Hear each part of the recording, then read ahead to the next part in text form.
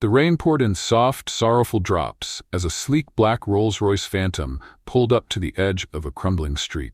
It didn't belong here, not among peeling paint, rusted gates, and barefoot children laughing through hardship.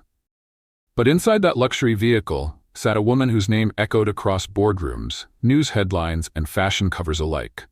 Zara Khalid, the billionaire CEO of Khalid Industries, a global business icon known for her steel will, ruthless ambition, and unmatched elegance. But today, behind her designer sunglasses and silk trench coat, Zara was not here as a mogul. She was here as a mother, a title she hadn't dared claim in over 15 years. The driver stepped out and opened the door, but Zara didn't move right away. Her perfectly manicured fingers trembled slightly as she clutched a photo, faded and creased. A little baby wrapped in a pink blanket, a photo she had stared at every night since discovering the truth just 3 weeks ago. Her daughter was alive, not dead, like they had told her, not lost, like they made her believe. Alive, and living in a place like this. She stepped out, heels clicking against uneven concrete. Her presence turned heads. A woman dressed like that didn't belong here. But Zara didn't flinch. Every step she took felt like walking back through time, back to a version of herself she'd buried beneath years of ambition. Back to him. Daniel, the man she had once loved beyond reason. The man she had left in the chaos of a family scandal, not because she stopped loving him, but because she was given no choice. Her father-in-law, a powerful politician, had told her the baby died.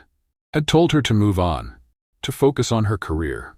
And like a puppet in a cruel play, she had obeyed, until the truth clawed its way back to her.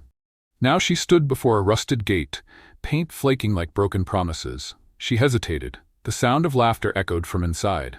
A girl's voice, light, pure, familiar. Zara's throat tightened. Her daughter. She raised a trembling hand and knocked. Seconds felt like hours until the door creaked open, and there he was. Daniel, older now, leaner. The fire in his eyes dimmed but not gone. He stared at her like a ghost had appeared.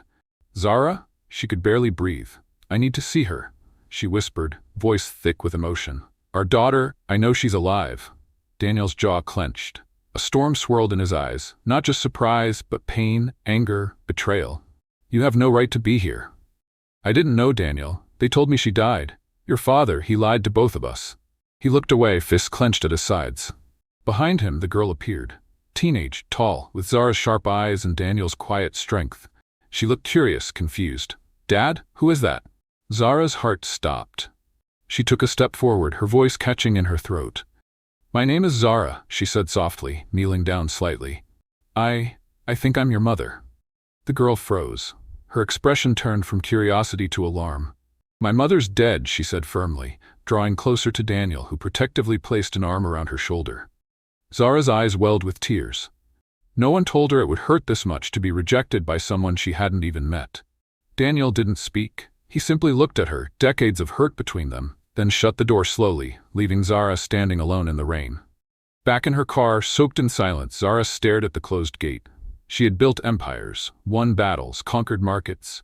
But this was going to be the hardest fight of her life. And she had only just begun. News broke like a wildfire. Zara Khalid files for custody of long-lost daughter. Headlines plastered across screens, tabloids, and talk shows. The world couldn't get enough of it. The billionaire CEO, once believed to have lost her child in a tragic scandal, was now suing for full parental rights. Lawyers were called. Media outlets scrambled. And Daniel? He watched it all unfold from the tiny, dimly lit living room he shared with the only thing he truly valued in this world. Hope. The little girl they said was dead. His daughter. Now Zara wanted her back. But not with quiet apologies or gentle conversations. She wanted custody, full custody, and she came with an army of the finest attorneys, a mountain of money, and a public relations machine that painted her as a heartbroken mother reclaiming what was stolen. She offered Hope the world. Private jets, Swiss boarding schools, a penthouse in Paris, nannies, tutors, security. Luxury, they called it. But Hope didn't ask for any of that. She didn't need it. She just wanted her dad. In court, Zara wore her usual armor, a fitted navy pantsuit, diamonds at her throat, and the icy elegance that made CEOs tremble in meetings. She stood tall as her lawyers painted Daniel as a man unfit for fatherhood. A mechanic scraping by. A nobody. They called him a beggar in a suit. A man living in poverty can't offer a child stability, one of her lawyers said. He cannot give her the future she deserves. Zara sat motionless, but her gaze flickered toward Hope. Sitting beside Daniel, wearing a modest blue dress, her hair tied back with the same ribbon she'd worn since she was 7. She clung to Daniel's hand like a lifeline. Then the judge spoke, voice firm but fair.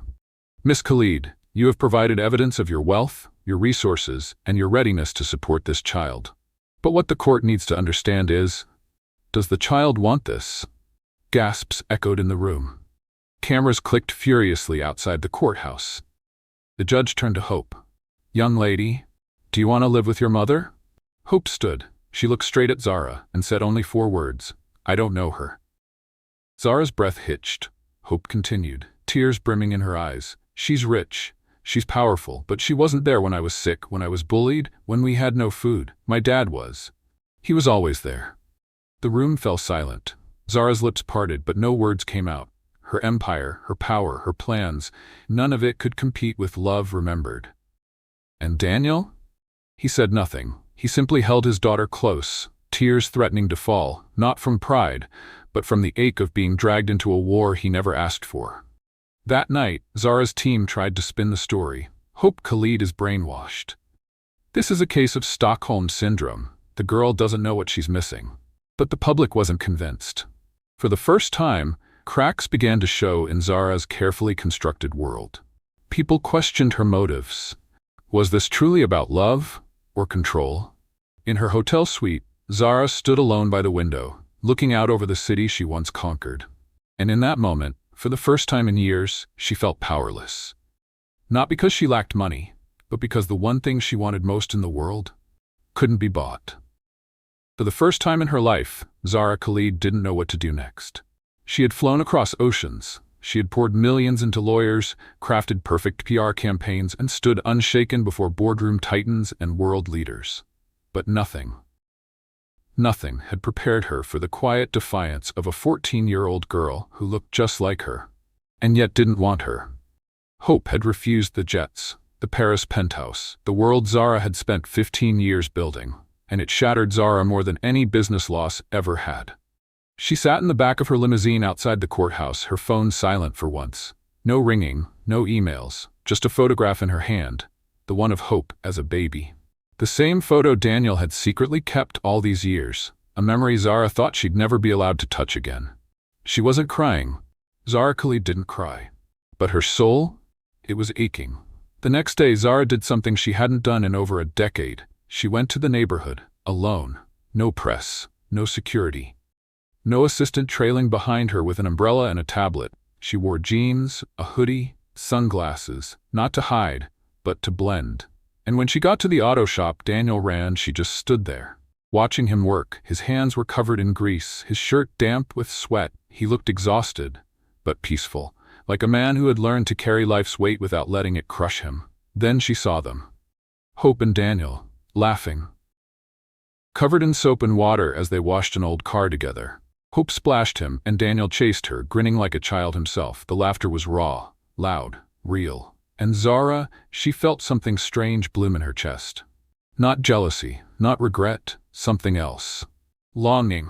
She realized something brutal in that moment, something money had blinded her to for too long. You can't buy time. You can't buy memories.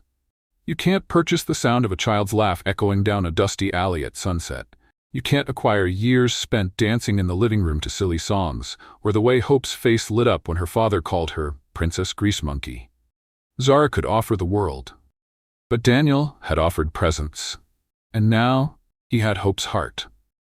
Later that night, alone in her penthouse, Zara sat at her kitchen counter, staring at a bowl of cereal she couldn't eat. The silence was deafening. No tiny footsteps, no "Mom, look at this." No laughter down the hallway, just the hum of an air purifier and the echo of her own thoughts. She pulled out an old memory box, hidden in a drawer, locked away with the past. Inside it, baby clothes, a hospital bracelet, a single pacifier. She clutched them, shaking. Not from weakness, but from the weight of 15 years stolen by lies. The court battle had failed. Her empire couldn't fix this. Hope didn't want her. But there was something left. The truth. If she couldn't win her daughter's love with gifts and power, maybe she could give her something more valuable. Answers. And it was time to find them. It started with an old envelope, yellowed at the edges, sealed with wax, tucked deep inside her late mother's jewelry box. Something Zara had never dared open since the funeral. But something in her heart whispered now was the time. Inside was a letter. Not from her mother. From the nurse on duty the night her baby was born. Zara, I don't know if this will ever reach you, but I can no longer live with what happened. Your daughter didn't die. I saw your father-in-law, Senator Ibrahim, walk into the nursery. Minutes later, your baby was gone. He bribed the hospital, threatened the staff. I'm sorry. Please forgive us. The room spun. Zara dropped to her knees, the paper trembling in her hands. Her heart pounded so hard it echoed in her ears. Her breath caught in her throat. He did this. Senator Ibrahim, Daniel's father, the same man who had promised to take care of everything when Zara collapsed from exhaustion after giving birth. The same man who told her, without blinking, that her baby hadn't made it. He had stolen her child. He had manipulated her. He had broken her. Zara didn't waste time. By morning, she was in her jet. Not in designer clothes, not with her PR team, but with rage burning in her chest and truth as her weapon. She landed in the small town where Ibrahim now lived in a luxury retirement mansion, sipping tea in tailored robes, surrounded by security and silence. But today, silence would not protect him. Zara marched through the gates like a storm in human form. He looked up, surprised. Zara? You didn't tell me you were coming. She slammed the envelope down on the table between them. He paused, read it, then smiled. So, you finally know. That smile broke something inside her. Why? She demanded, voice trembling. Why did you take my baby from me? He didn't flinch, his voice calm, cold. Because weakness isn't allowed in this family. A child out of wedlock? You were young, emotional. That baby would have ended your future. So I ended the distraction. Zara stepped back, disgusted. She was my daughter, not a distraction. You should be thanking me, he sneered. Without me, you'd be a barefoot housewife clinging to love letters and laundry baskets. Look at you now. Global CEO, Forbes cover star. I gave you that. I gave you everything. Zara's hands clenched at her sides. No, she said quietly. You didn't give me everything. You took everything. And she turned her back on him. That was the last time she ever saw the man who called himself her father-in-law. Back in the city, Zara asked for a meeting. Not with the judge, not with lawyers, with Daniel and Hope. She arrived with no cameras, no team, no makeup, just the truth. And a letter in her hand. They met at a local cafe. Hope was hesitant, guarded. Daniel? Still silent, still unreadable. Zara sat down, her hands visibly shaking. I didn't come to fight anymore, she said softly. I came to tell you what happened and to say I'm sorry. She handed Daniel the envelope, watched his eyes widen as he read. Hope watched her father's expression change from confusion to rage to heartbreak. He did this to us, Daniel said in a whisper. He ruined everything.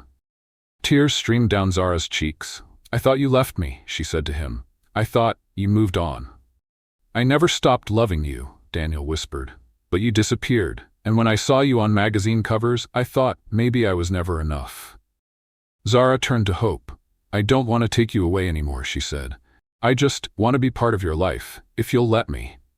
There was a long silence. Hope studied her mother's eyes. Not the CEO, not the woman from the papers. The woman who had been lied to, who had suffered, who had come back, not with demands, but with humility. Hope's eyes filled with tears, and slowly she reached out, held Zara's hand. The first visit was quiet. Hope didn't say much. She sat beside Zara in the garden of a small cafe, sipping orange juice while the city moved noisily around them. But she stayed, and that was enough. The second visit was longer. Zara brought a handmade scrapbook of baby memories she thought she'd never get to share. Ultrasound photos, letters she'd written to a child she believed was buried, and a single lullaby she had sung every night into a silent room. Hope didn't cry. But her hand didn't leave her mother's. It became a pattern. Not rushed, not forced. They met weekly, talked slowly, built a bridge, not from wealth or court orders, but from truth. And Daniel? He watched from a distance at first, protective, cautious. But over time he saw something he never expected.